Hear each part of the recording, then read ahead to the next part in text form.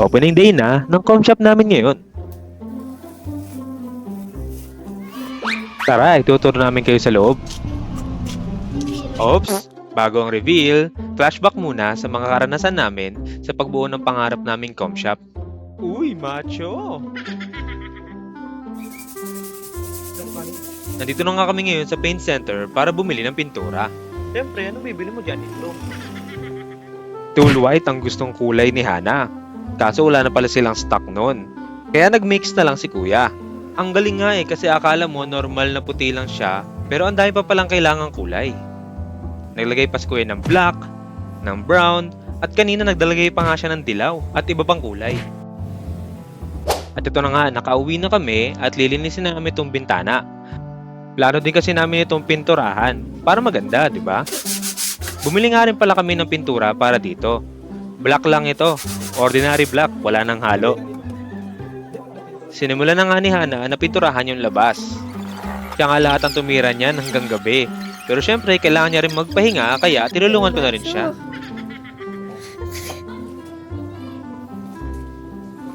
Pero itong si Hana hindi pa rin talaga nagpapapigil. Habang tinatapos ko yung sa labas, ay siya naman, tinatapos niya na nandito sa loob. Kasi pag talaga ng love ko, I love you!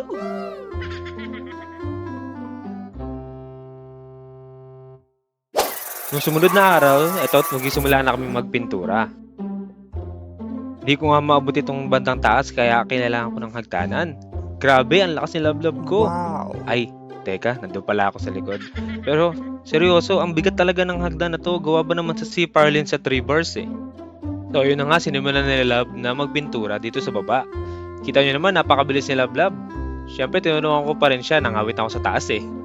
Paano ba naman kasi, napakahirap naman nung ginagawa ko sa taas. Kailangan ko pa laging usod yung hagdanan para lang makalipat ako sa ibang parte. Kaya tinan nyo, ayun nga't nabaliw na ako sa sobrang pagod. Isang araw na naman ang lumipas at nakabili na kami ng plywood na gagawin naming table at stante ng mga PC. Ginabi na nga kami pero tuloy-tuloy pa rin kami sa paggawa. May pasok pa kasi kami kinabukasan kaya walang ibang panahon para gawin ito. Kaya kahit gabi na, eto't nagkakat pa rin kami ng kahoy sa labas at nag-iingay pa rin. Sorry neighbors. Mabawi ba na sorry mo yung tulog ko? At ayun na nga, di ba? Ang bilis na ikabit agad namin. Siya nga pala, bumili din kami ng mga PVC tiles for aesthetic purposes. Espesyal ang araw na ito dahil ngayon na darating ang pinaka-importanting bagay sa business namin. Excited na nga kami kaya umaga pa lang ay naglilinis na kami dito. Kaso, hapon na nakarating yung nag-deliver.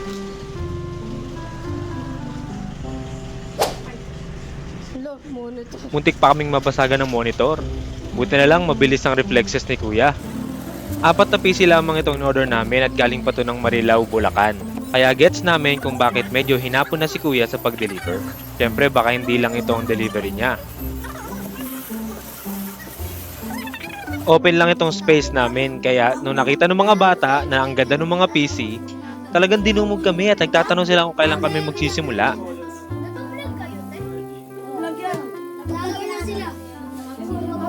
Mag-YouTube sila.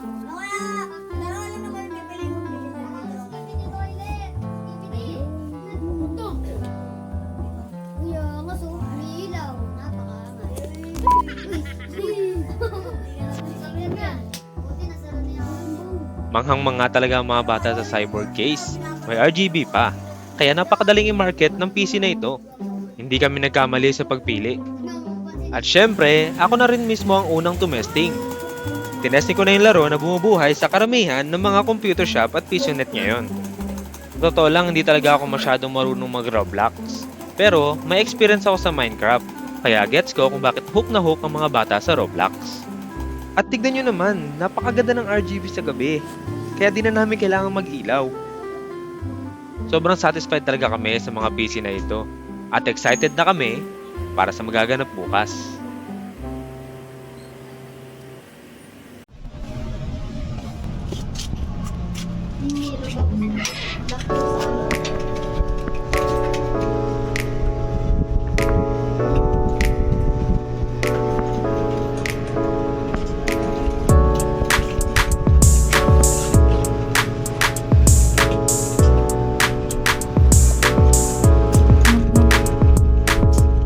Nakakatuwang makita na puno ang com shop mo.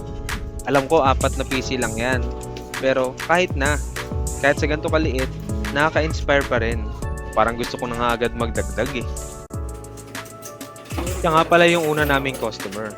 Buena mano kumbaga. Sa opening day namin, meron kaming promo na ang first 10 customers na maghuhulog ng pang isang oras, may libreng 40 minutes. So 100 minutes lahat. At ito naman yung mga eksena na nakuhaan ng CCTV. Ang pagdating ng ating unang customer, hanggang sa mapuno ang ating com shop. Di ko nga inaasahan na sa unang araw pa lamang ng ating operasyon ay meron ng magrereklamo na kinain daw yung 5 piso nila. Nagtaka naman ako dahil tinesting ko na ng makailang beses ang mga PisoNet box na ako mismo ang gumawa. Kaya nireview namin ang CCTV para malaman kung ano ang nangyari. At ayun na nga, nagkasalisi pala sa paghulog ang customer. Kumbaga pagkahulog niya ay nag-zero na ang timer ng auto shutdown. Kaya nag-shutdown na ang PC. Pinakita ko sa kanya ang nangyari sa CCTV.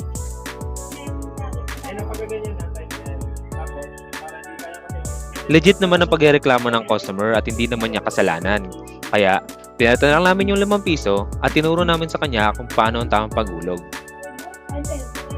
Madali lang naman matuto ang mga kabataan ngayon. Kaya kahit isang beses mo lang silang turuan, alam nila ang gagawin sa susunod. At paniguradong sila na rin na magtuturo sa mga ibang bata at customer na darating dito na hindi pa alam kung paano gamitin ang ating PisoNet.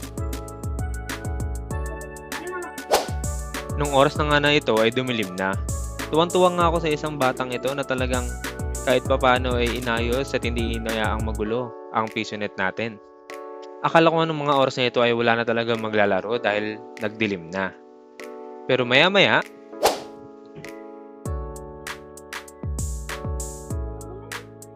abay akalain mo na puno uli ang concept natin.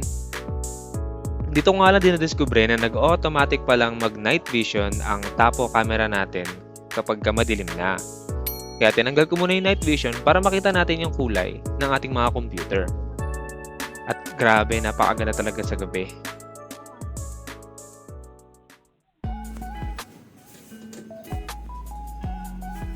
Alas 11 na kami nakapagsara at ngayon, kukunin na namin ang mga kinita sa loob ng isang araw. Kung mapapansin ninyo, wala pang lagayan yung PisoNet box namin. Sinukat ko kasi yan sa microwavable box, kaso palyado ang sukat natin. Kaya bukas, bibili tayo ng mas maliit na container para meron ng lagayan yung mga coins natin at hindi na mahirap harvestin kagaya nito. Ito, iiwan natin ang pasok.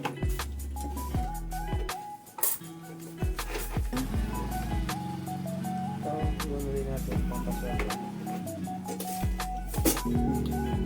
Iwan natin. Pampaswerting. Pampaswerting benefit.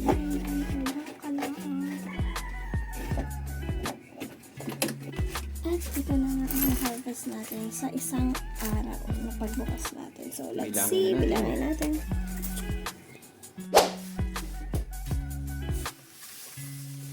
So, una pinadaan ko muna siya sa ating manual coin sorter.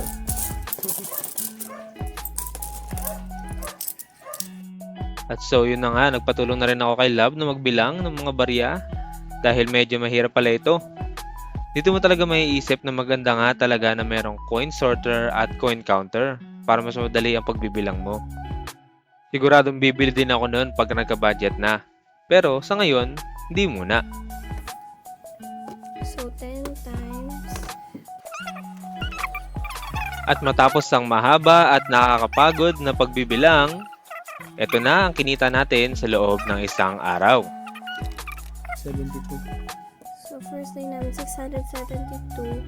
And then, iba pa yung nagkaroon kami ng promo ngayon na pag nag Plus 1 10 hour ka, pesos. may 40 minutes ka, so plus 10. So, Ilan tao yun? parang 10 na silang 10 yung nakaganon sa amin, naka-free. So, yun, malaki-laki din. Pero, minus mo yung ano. syempre, first day, kaya ganun talaga. Let's see mamaya. Mas 100 dun sa mga napromohan natin. 572. Minimum wage. Pwede na. Di na rin masama, di ba? Considering na 4 pieces lang yan at first day pa lang. O paano? Salamat sa panonood at kita-kita tayo bukas para sa ating day 2. Bye-bye.